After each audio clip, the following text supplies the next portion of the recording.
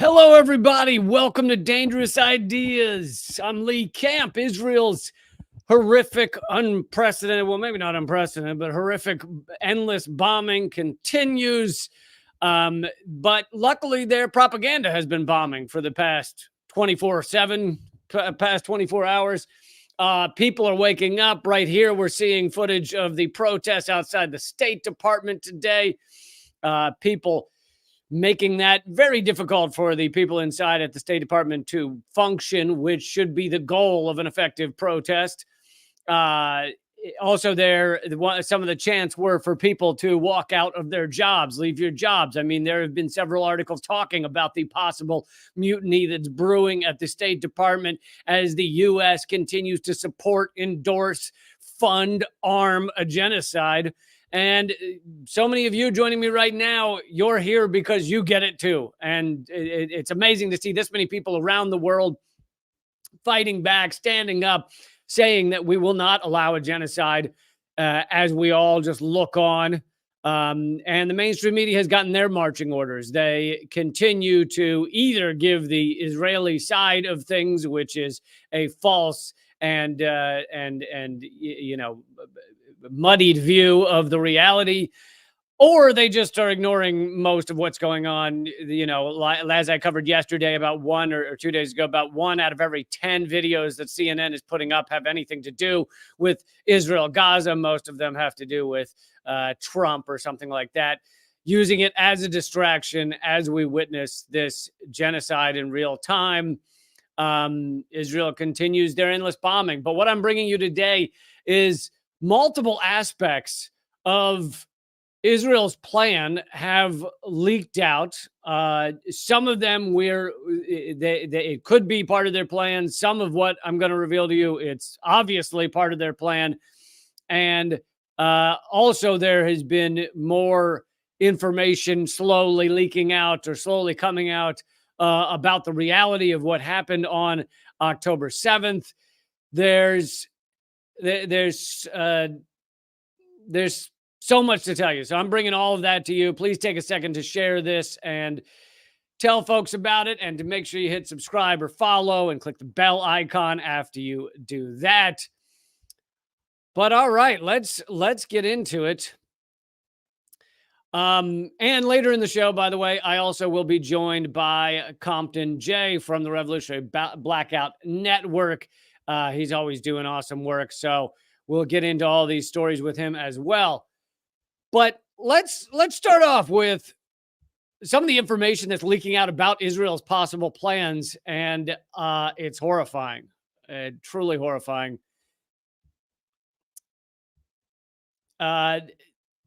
So this article is saying that Israel plans to flood Hamas tunnels with a nerve gas, which of course is a war crime, but Israel is no stranger to war crimes. We're seeing one war crime after another: bombing of hospitals, schools, cutting off of water, electricity, all forms of collective punishment, which is illegal in international law. And Israel and the U.S., because Israel really is a vassal state of the U.S., this is part of a colonial project that the U.S. fully endorses, as I said, also funds and arms. And Israel is no stranger to war crimes. So what's another one? What's a war crime between friends? When you have such a resume, what's another war crime? Palestinian groups expect Israel to, this from Middle East Eye. Palestinian groups expect Israel to flood the Hamas tunnels, which are underneath Gaza, with a type of nerve gas or chemical weapon under the surveillance of U.S. Delta Force commandos as part of a surprise attack on the Gaza Strip, a senior Arab source has revealed. And the U.S. Delta Force being involved would, be an even closer level of U.S. involvement in these war crimes. But the U.S. is involved in them simply by doing propaganda for Israel, arming Israel, giving Israel billions in quote-unquote aid. Much of that is those arms and military weaponry. To continue from the article, Israel and the U.S. hope to achieve the element of surprise in order to penetrate Hamas tunnels, rescue an estimated 220 hostages. I don't know how you rescue the hostages when you're likely killing a lot of them with nerve gas, but Okay, then. But actually, we'll get into why killing the hostages may very well be part of Israel's plan. Uh, I'm going to get into a lot of details on that. And kill thousands of soldiers belonging to Hamas's Al Qassam brigades. The source said, noting that the information they received came from a leak originating in the U.S. The source added that the U.S. Delta Force will oversee large quantities of nerve gas being pumped into the tunnels, capable of paralyzing the bodily movement for a period of time between 6 and 12 hours. Inhaled or absorbed through skin, most nerve gases can kill in anywhere between 1 to 10 minutes from crippling the respiratory centers. So I guess their belief is that I guess the arguments that if they were going to be honest and actually reveal that they're going to commit this war crime would from Israel would be, well, we're just going to try and paralyze as many of them as we can, and then we'll take out the hostages and kill the rest. It's still a war crime, whether it ends up killing hostages or not. But with nerve gas, I think it depends a lot on the level, the amount that you end up taking in. So if you're pumping it into tunnels, I don't think they can at all control the amount of nerve gas that each individual is taking in. But so this is one of the horrifying leaks that has been coming out about Israel's possible upcoming plans. Several days ago, I brought you Seymour Hersh's what his sources were saying about Israel's horrifying upcoming plans, and they were saying that Israel very well may plan to drop a lot of bunker busters, but there's a larger form of these bunker busters, which the U.S. has only dropped once, the Moab, the mother of all bombs, that Israel has several of. And Seymour Hersh's sources were saying that very well could be part of the plan for Gaza. But all of this is under the umbrella of a bigger plan that Israel has, which is to kill or push out all the Palestinians remaining in Gaza so that Israel can take Gaza over and be done with the Palestinian quote unquote problem that they view in that area, which is, that's colonialism, that's empire, right? That is horrific crimes against humanity, and Israel is doing it over and over and over again, and as I've said before, this is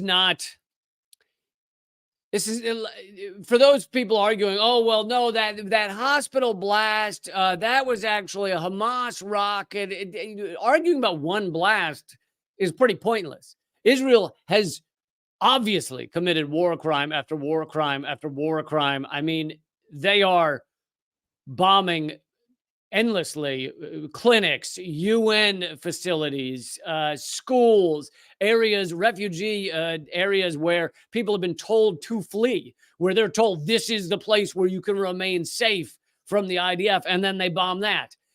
So this is all collective punishment. It's all crimes against humanity, and arguing about what happened with one blast is kind of silly. But okay, let's move on because some people are I've seen online have been calling into account whether that anonymous source in terms of the nerve gas can be believed. But so let's get to some stuff that is obviously part of Israel's plans, because they're putting leaflets around. They're leaving leaflets. So for those who don't know, this is common of Israel to leave leaflets telling people to flee. We're going to bomb your area. You have this much time to get out. They've done this before. This is not unheard of. And so here is one of the leaflets that is being left around Gaza.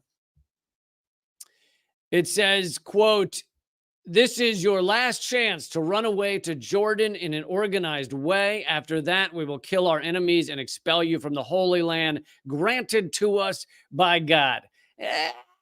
Some arguments with that point. When you say granted to you by God, can we talk about that for a second?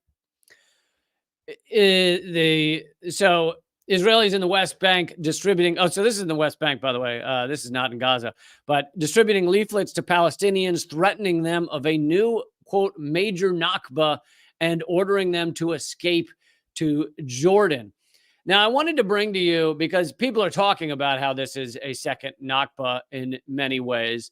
And I wanted to, oh, by the way, someone mentioned Genocide Joe. Genocide Joe is now trending on Twitter. So, like I said, people are waking up. People are realizing the truth of what's going on right here, realizing that Israel's an apartheid racist state that has been persecuting and imprisoning and killing Palestinians for ages now. And in terms of hostages, yeah, Hamas does have, they estimate 200 hostages. Israel also, we should mention, has 10,000 Palestinian hostages. There are 10,000, and that number has doubled, meaning it was 5,000 before October 7th. So they've doubled that number of hostages just since October 7th, of Palestinians that they have grabbed up and put into their prisons as hostages. I mean, are you telling me that Israel just decided all of those 5,000 committed crimes yesterday? I don't think so.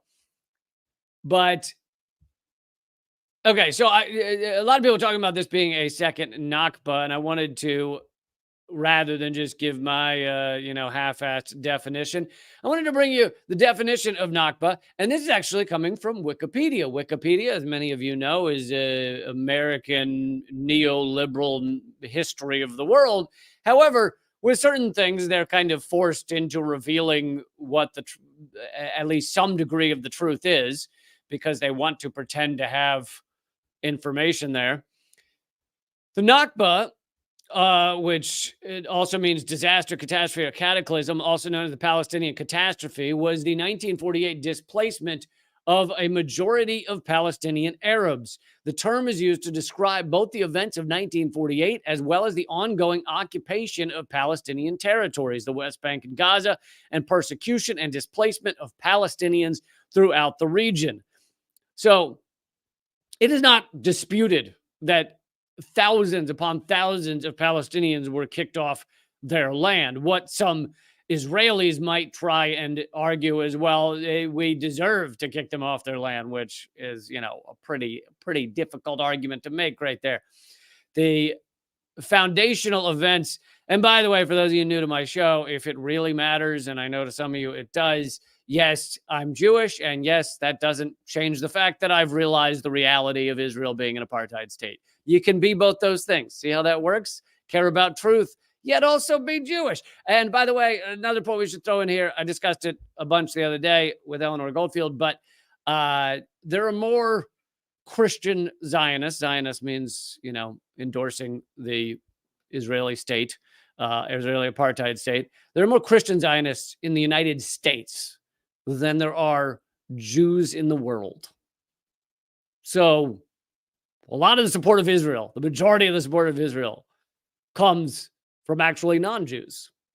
The support of this apartheid horrific system. Anyway, to continue on the definition of Nakba, the foundational events of the Nakba took place during and shortly after the 1948 Palestine War, including 78% of mandatory Palestine, that's what it was called at the time, being declared as Israel.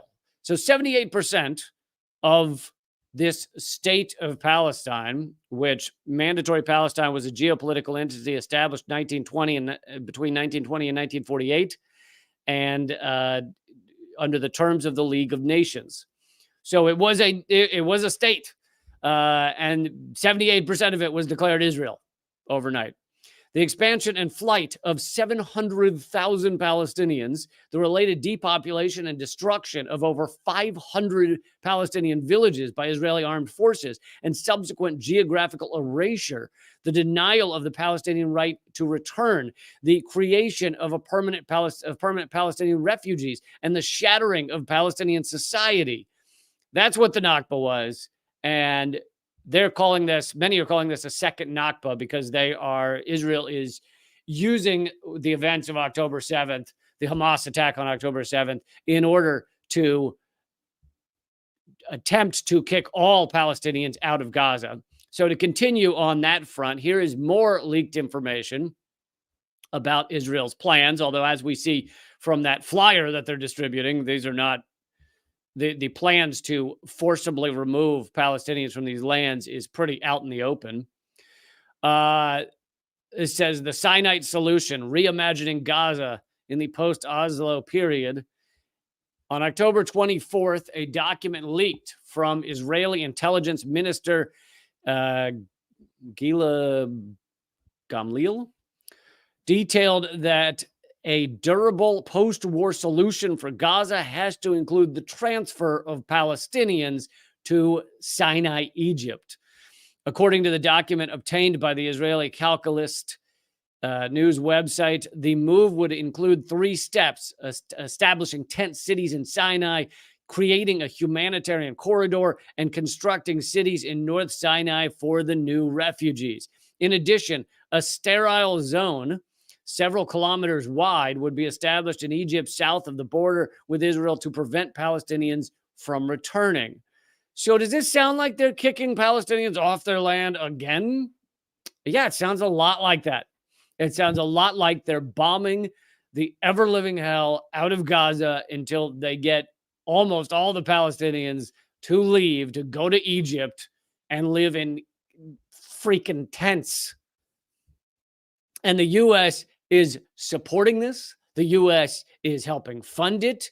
You have Joe Biden, who's now being called Genocide Joe, which seems to be trending around the world. He's endorsing this. He says he's endorsing the Israeli propaganda that no one believes anymore. And now leaked documents are showing some of the plans that Israel has going forward, including using banned chemical weapons in the tunnels under Gaza, possibly including using the largest non-nuclear bombs in existence on Gaza, and clearly including pushing Gazans out of the only remaining territory they have while you turn it into a rubble heap. And I've shown many of those videos over and over again of just how destroyed Gaza is now. And let's see how our media is doing on all of this. Here is from Fairness and Accuracy in Reporting. Even though ceasefire in Gaza also trending around the world, Fairness and Accuracy in Reporting reports in hours of Israel-Gaza crisis coverage, meaning they watched hours, a word you'll seldom hear: ceasefire. So as our mainstream media does everything they can to make you feel like they're kind of covering the Gaza issue while ignoring it as much as possible, I'm sure they're very excited about this mass shooting that just happened. I'll be talking a little about that in a few minutes. But I'm sure they're excited about any story that takes them off of covering Gaza, but they're covering most of it from the Israeli perspective. And then when they do cover Gaza, they aren't using the word ceasefire. So here is, they have a chart. For those of you listening to the podcast, you'll just need to picture in your brain balls a chart. Just picture a chart, any chart. It doesn't matter. It doesn't matter if it's accurate. Just picture any chart and pretend it's good. So here's a chart of the amount of total segments about Israel-Gaza crisis and segments mentioning the word ceasefire. So on ABC World News Tonight, you got about 20 segments, CBS News, 30 segments, NBC Nightly News, a little over 30 segments, PBS NewsHour, over 20 segments. This is from October 12th to 18th. But here are the number that actually say the word ceasefire or de-escalate, which should be like the title of all of those segments. We need a goddamn ceasefire. That's what it should say. That's what it should just be in neon lights blinking like a Vegas strip club. Ceasefire, humanitarian ceasefire, the crimes against humanity, war crimes, all those words, which I'm sure they didn't say those words either, should be flashing in giant lights. But ABC World News Tonight, despite doing 20 segments, never mentioned the word ceasefire or de-escalation. CBS News mentioned it in, looks like, 2 segments. NBC Nightly News, 3 segments. PBS NewsHour, 3 segments. So even though some of those did 30 segments on Israel and Gaza, they refuse to mention a ceasefire.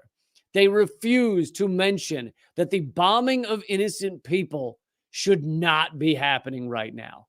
It must end immediately. All right.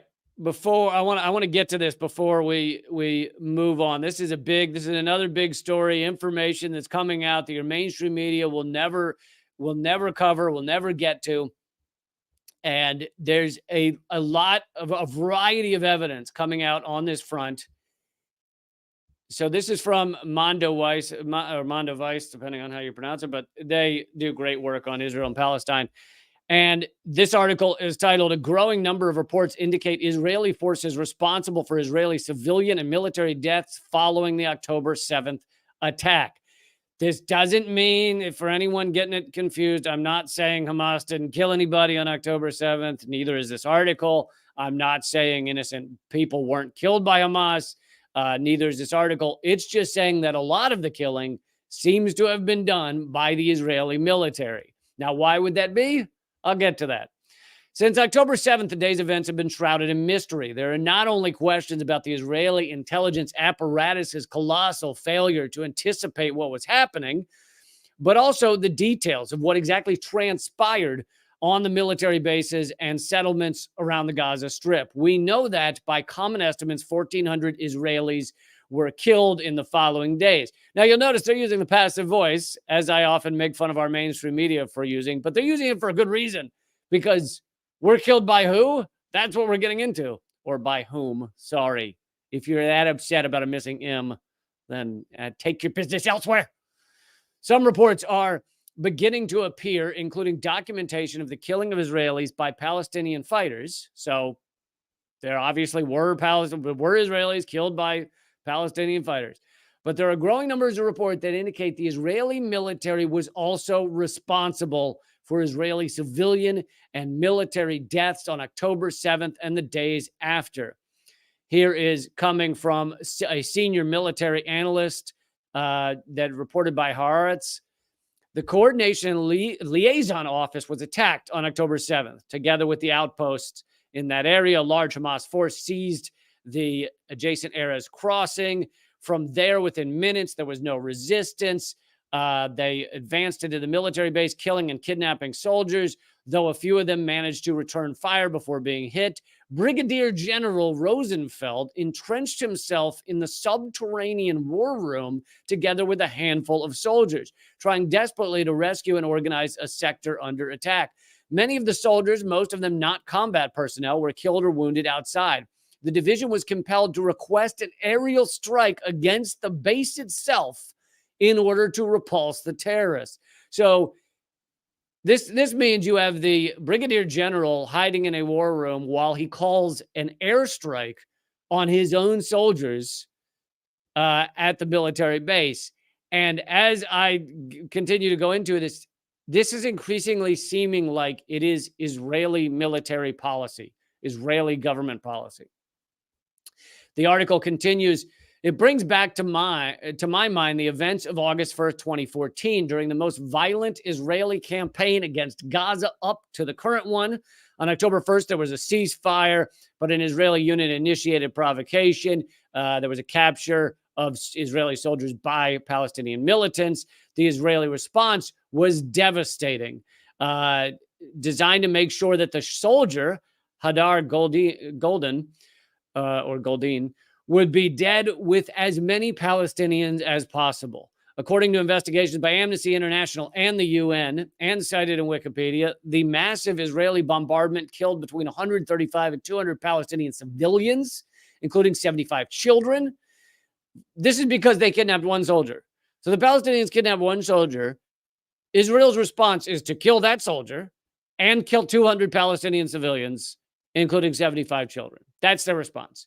And this, again and again, seems to be the Israeli response to attacks. It is the article continues, well-documented official policy of the Israeli army, at least since 1986, and it's known as the Hannibal Directive. It may not have ended with General Rosenfeld ordering the bombing of his own soldiers. In addition to military deaths, there are also some details regarding the Israeli role in Israeli civilian deaths that can already be found amid the heavy flow of propaganda of the day's events. Electronic intifada. Now, I brought a little bit of this story to you before, but it fits right now. Electronic Intifada published a long interview with Yasmin Parat describing how she was held hostage. So she's one of the survivors from one of the kibbutzes that was attacked on October 7th. She was held hostage by Palestinian militants in kibbutz Be'eri. According to her account, the kidnappers treated her and other hostages humanely, is what she says, believing they would be allowed to retreat to Gaza due to the protection of the Israeli captives. This is what a lot of bank robbers do, right? They take a hostage. They think that's going to allow them to be able to walk out of the building without being shot or attacked.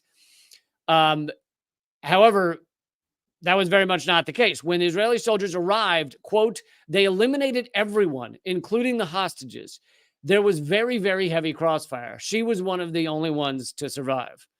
Her testimony is complemented by evidence from Israeli soldiers who described how the Israeli military shot tank shells into buildings where militants and their hostages were hiding. So the Israeli military shows up, fires tank rounds into the buildings where hostages are being held, basically guaranteeing that everyone inside is killed. The Guardian also covered from the same kibbutz, a tour of the kibbutz afterwards. And that Guardian writer wrote, building after building has been destroyed, whether in the Hamas assault or in the fighting that followed. Nearby trees splintered and walls reduced to concrete rubble from where Israeli tanks blasted the Hamas militants where they were hiding. Floors collapsed on floors. So obviously, if you're collapsing a whole building where the hostages are, your game plan is to kill everyone. And, you know, if people want to sit here and argue that that's a great game plan, then have that argument. But no one's having that argument. We're being told by our mainstream media, when they even mention it, that Hamas came in and just killed as many civilians as they could. But there's a lot of evidence coming out that Hamas's goal was to take hostages, and the IDF, the Israeli government's game plan or response, was kill everyone.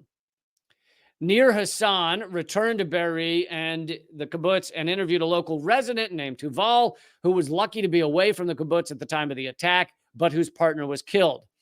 In the Haaretz article, he reports, according to him, only on Monday night and only after the commanders in the field made difficult decisions, including shelling houses with all their occupants inside in order to eliminate the terrorists along with the hostages, did the IDF complete the takeover of the kibbutz. The price was terrible. At least 112 of the kibbutz's people were killed. Others were kidnapped. This quote is important for several reasons, the article continues. One is because it adds to the understood timeline of events. This testimony would seem to indicate that many Israeli captives were still alive on Monday, October 9th. That's 2 days after the events of Saturday, October 7th.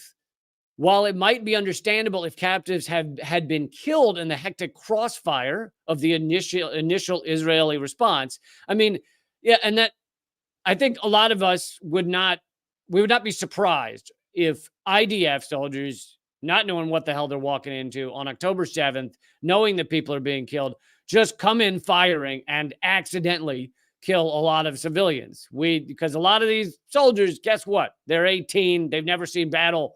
They'd be as confused as you or me running into a gunfight. And so I guess that wouldn't shock a lot of us. But this is saying 2 days later, the IDF instituted a plan of killing everyone, which is horrifying and unbelievable. This account would seem to indicate that the decision to assault the kibbutz and everyone inside was made as a clear military calculation. There are implications. So this is how what it has to do with going forward. There are implications for the next stage of the war, which might be even much bloodier. One central element of the conflict is now the fate of more than 200 Israeli captives, soldiers, and civilians. And all this evidence that I've just brought to you would indicate that Israel has no intent on trying to save these captives or trying to work out some kind of deal. They're not just obliterating Palestinian civilians. They're just willing to kill everyone and anything. And that seems to be a policy of the Israeli military. This is these war crimes are not a new behavior for them. It's maybe just ticked up in terms of the extremeness of it and the level of it. But anyway, none of that information I just brought you. I brought you 3 separate articles on what Israel's doing, what they have done, and what their plans may be. And none of that is being brought to you by your mainstream media because they are cowards. And even as genocide is being perpetrated, they won't stand up and bring you the truth. I mean, I don't think we should be shocked by that. That seems to be their norm. All right. Well, let's get to our awesome guest I'm very excited about. By the way, everybody, please click subscribe if you haven't already. A little later, this live stream will only continue at rumble.com/Lee Camp. It's free to watch there. So please go join me there, rumble.com/Lee Camp, completely free. It'll also continue on my locals page. But all right, I want to bring in someone I'm a big fan of, does excellent work, as does the entire Revolutionary Blackout Network. Please welcome Compton J. Hey. What's up, Lee? How you doing? I'm doing all right, even as the world melts down. How are you? Same. I was gonna have a sort of same description, but yeah, I'm doing all right considering all the suffering that's going on. But yeah. Yeah, it is. It is pretty unbelievable. I guess since this was what I was just talking about and seems to be the most important issue around the world at the moment, if you just want to give some thoughts on what's going on in Gaza and what you're seeing from the U.S. administration on this front. It's like the U.S. is willing to just as with the climate crisis, they can see something very terrible on the horizon, but they still are doing the same terrible damaging or destruction of the world, and in this case, Israel. But what people need to really consider, and I discovered this in some research I was doing, is that if this sort of extends into a broader sort of regional, maybe some people might even call it a war, the beginning stages of World War III, this could really mean the destruction and the elimination of the state of Israel. It's sort of having, the Zionism is sort of having a boomerang effect, because if Jordan comes in this, if all of these neighboring Arab countries come into this fight because they see all the suffering that's going on in Palestine and in Gaza Strip, to be in particular, this could really mean a real regional war where they are in the minority, and it just doesn't make sense for their own stated goal. And the thing that I can only come up with, that they're just psychopaths, because if your own stated goal is to get, whatever it is, and it's actually working against that, and you're just like full steam ahead. And I saw some of your reporting about the gassing the tunnels in Gaza. It's like it just blows my mind, Lee, that there seems to be no sort of thinking beyond next week, like no sort of thinking, future thinking. But yeah, that's sort of my initial sort of thoughts. It seems to be kind of the corporate thinking of, we need to score these wins by next quarter, but we're not actually going to plan for 20 years from now whether we've eaten the world or not. But yeah, it's already seeming to drag other countries in. Israel the other day bombed 4 countries in 24 hours, if you count Palestine as a country, as people should.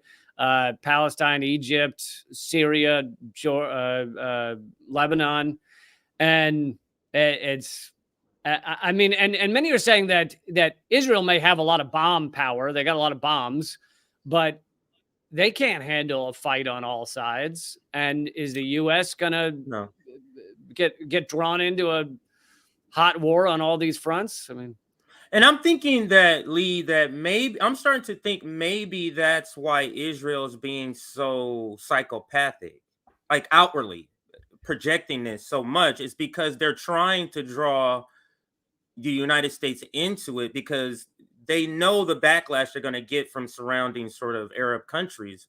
I mean, even Saudi Arabia is sort of pausing, or I don't know if they've completely terminated or canceled the normalization process with them. But then you have Yeah. even Turkey, when you have the guy Erdogan who's offering to be a peacekeeper, but he's saying, hey, there's a line that even he's going to be forced to come in there. And then you got Hezbollah, like they're not built for this fight. Because if you think about it, and I can't remember what I heard this, maybe it was from Scott Ritter, like Hamas have been training for this very fight this entire time, building out these tunnels, like coming up with strategies for all this time. And what has the opposite side have been doing? What have they been doing, Lee? They've been bothering, synagogue, not synagogues, but mosques. They've been terrorizing people at their homes and little kids and elderly women. So they have not been preparing for this. And it doesn't seem like this is well thought out unless the entire strategy is to be so crazy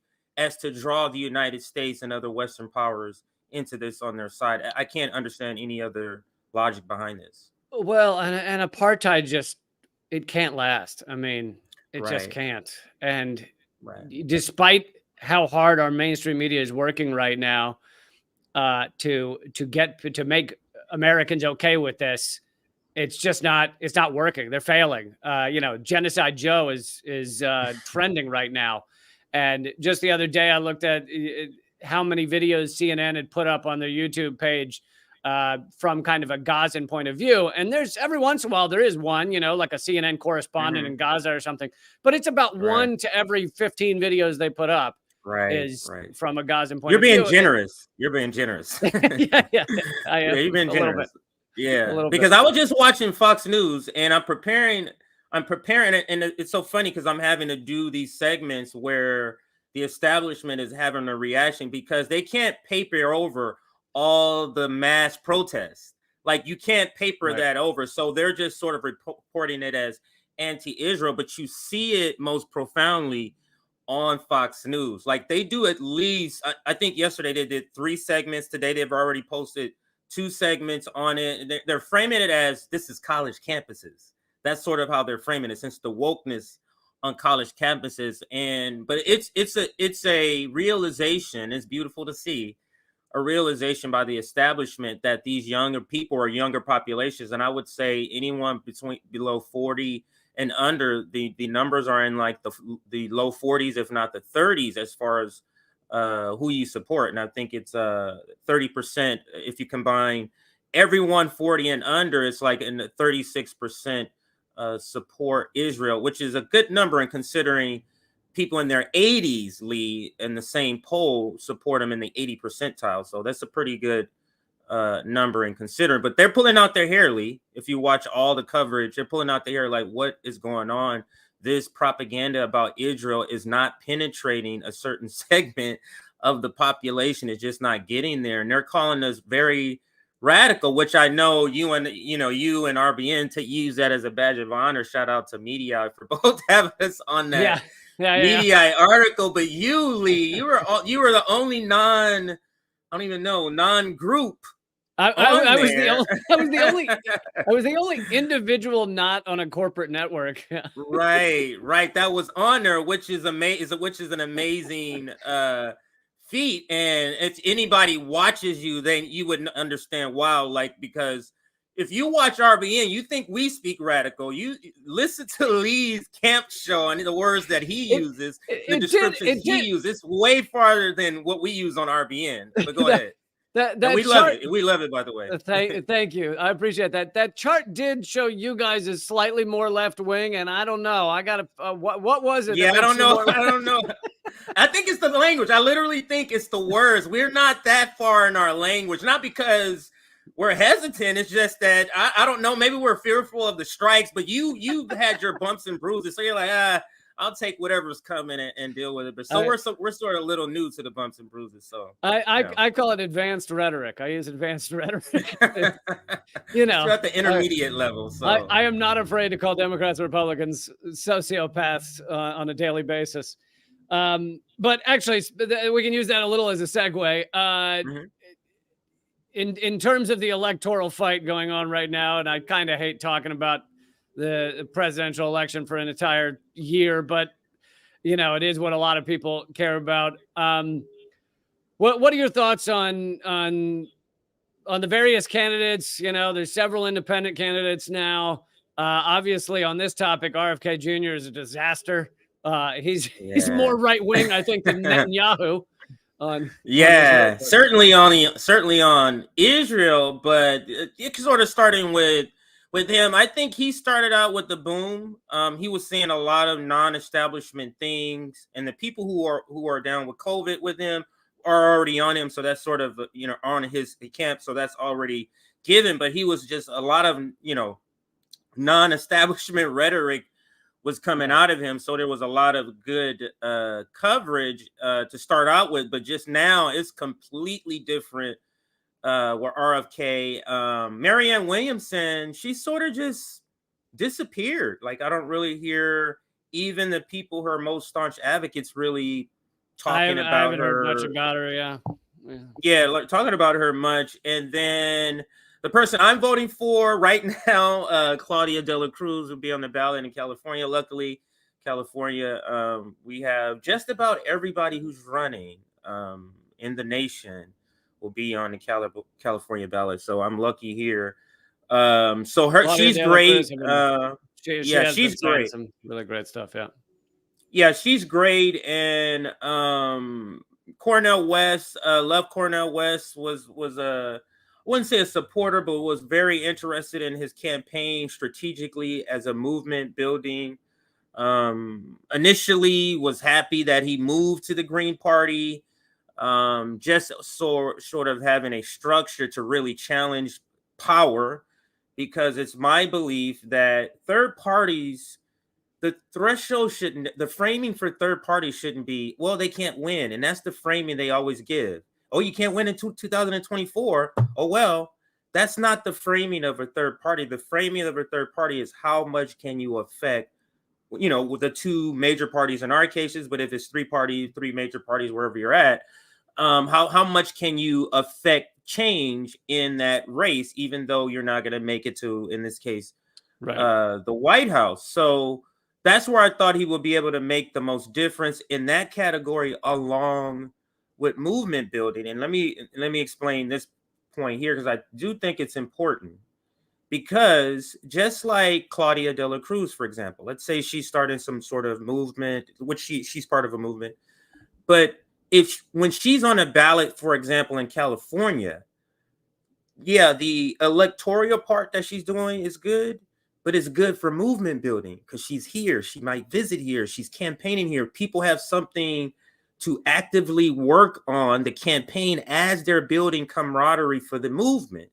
So that is why that is important. That's why I felt like being on the Green Party, that was important. But when he's made this sort of left turn, and now Shama Sawant, Margaret Kimberly, Ajamu Baraka have echoed what we have said on RBN. It's just a historic, as Ajamu Baraka has said, mistake made by, because he really could be galvanizing to people, and maybe he doesn't look at himself that way, and maybe a lot of people, and that's humbling. Like, to be humble, that sort of shows something good about him, that he's humble, that he doesn't really think, oh, why would I galvanize? But we're telling him that he would do something like that. And then there's, I don't know if a libertarian candidate they're going through their process. The Green Party says they're going to put up a candidate. So I'm still open to the Green Party, depending on what candidate they put up. Possibly, I don't know if Jill Stein, she still have some sort of legal issues with them, so it's probably not going to be her. But right Yeah. now, I'm sticking with Claudia De La Cruz. Yeah. Claudia is great. I will say, and I don't know any of the internal workings of what's going on with Cornell, but I will say that even though I've been very supportive of the Green Party and I'm friendly, I'd like to consider us good friends with the Jamu and Jill Stein I've worked with, and I've done fundraisers for him and everything. I will say that they don't really get aired publicly, but there are a lot of justifiable concerns about the Green Party. Absolutely. And what's going on in there, and how everything just gets bogged down in foot dragging and stuff. So I don't know if that was Cornell's reasons for leaving, but there are a lot of issues that need to be dealt with in the Green Party. So I don't know. Yes, and Uh, I concur that there is a lot of issues that the Green Party has, and we as people, we have to understand the parties aren't the savior. The party yeah, is just a vehicle to bring us together. We are the people that's going to make the change. After 2024 in November, you know what RB is going to be doing, Lee? We're still going to be outreaching in the community. yeah. It doesn't matter who's elected. Like, we're still the same outreach. So, On that front, it is what it is. Mhm. on that front, I know you're very involved with mutual aid. Talk about mutual aid and talk about why it's important outside of just the people that get helped. I unfortunately haven't done much with it in the past year and a half, but at the beginning of COVID, I was doing a lot with mutual aid, and Mhm. obviously, it feels you're handing bags of groceries to people that don't know where they'd get food. So on that front, it's very obvious that it helps those people. But talk about the impact that it has in a larger sense. See what mutual aid, when besides what you're saying, the more direct impact from the actual funds, if it's funds or if you're volunteering service or something like that, because mutual aid can also be a service. It's a way you're building a support structure. Hopefully that is your intent, depending on your mutual aid structure. But as for ours, so I'm speaking about ours. You're building a mutual aid structure, a community of support outside of capitalism. So that is the intent. That is the sort of philosophy behind it, is that you're building it outside of the, I wouldn't say outside of capitalism. Let me rephrase that. Outside of any restrictions that capitalism might put on you, whether that be you can't make your rent because of your pay. The restriction that's put on you is your wage suppression. Go ahead. And It I looks like you were and going to and I chime in. think you're accurate with capitalism. It's outside of the market economy. It's showing that Right. we Yes. exist as human beings outside of the market economy, and money doesn't need to change hands to help someone. You know. Right, and that's a good phrase. I want to put that on the shirt. Money doesn't need to change hands to help people, because that is the point. Another thing that it does, like helping people in this way, almost has a rubbing off effect. It makes other people want to help people. It makes people in the community that's helping people want to help people more or be more consistent. It gives people a sense of, I'm I'm affecting something. I'm doing something outside of, just rage tweeting or whatever it is, you get your outlet of tension. Like, I'm actually impacting people, which builds community, which is, I would say, is probably, I'm not going to say the most valuable, but it's just as valuable as what the direct impact is. That the people, for example, that donate to Tour for the Poor, those are regular people that Rome know. It's when hey, library, I need to replace all the windows in the library, we need new paint. It's the lot 80 to 85% of the people that donate, it's the same people, because they feel connected to a cause that's actually doing something. So there's that also. So Yeah. there's just several impacts of mutual aid. Sorry if I went kind of long on that. No, no, that's Really all great. passionate about that. Yeah, really Yeah, passionate about that. all great points. It demonstrates the solidarity of a community and gets people out of that mindset of transactional interactions. You know, like, what do I get Yes. for working with you, that kind of thing. I don't want to use up all your time. I truly appreciate you having you here and taking the time to do this. And Appreciate you having me. how can people best follow your work? Revolutionaryblackoutnetwork.com, which is our website. That's probably the best place where you can get, multiple streams of information. You can go there and find out our summits, like where we do these sort of education. We want them to be educational, but summits that we do. You've participated, Lee, in multiple of summits that we've had. You can see some of the pictures of our community work, some of the Tour for the Poor pictures, some of the renovation work that Rome has done on the library, which will be like the Detroit chapter. We have 5 chapters also, so all of our members were all scattered out around the country. and we have our chapters for each, in the city that the each member is in. So we're doing outreach in all of the chapters. We're just in a really good space. But our revolutionaryblackout.net, revolutionarynetwork.com, you can reach us, and also on Twitter, Compton Made Me. You can find me on Twitter, Lee. And again, thank you for having me. I'm sure we'll be in contact for future communications and dialogue in the future. We'd love to have you back on RBN, of course, soon. So Absolutely. Anytime. Truly appreciate you. thank you, sir. All right. Everybody check him out if you haven't already. Most of you probably already do. So thank you so much for Compton J for coming on. I have more stories. I'm going to bring to you proof that Israel is paying quote unquote influencers. I hate that term, to lie about what's going on over there. I'm also going to bring to you something that I don't think anyone else is mentioning about the mass shooting we've just seen in Maine. All of that is at rumble.com/Lee Camp. Join me over there. I got more for you. Rumble.com/Lee Camp. If you're not going to join me over on Rumble or Locals, by the way, if you're at Locals, thank you guys. You make this show possible. But if you don't have time to jump over to Rumble, I hope you'll become a member at leecamp.net. So leecamp.com is my regular website. Leecamp.net is the Locals community, really is a community. We chat with people. I do extras there. You get my book, Dangerous Ideas. You get the ebook for free the moment you sign up. So I hope you will join over at leecamp.net. But all right, the rest of this coming up right now at rumble.com/Lee Camp. LEECAMP.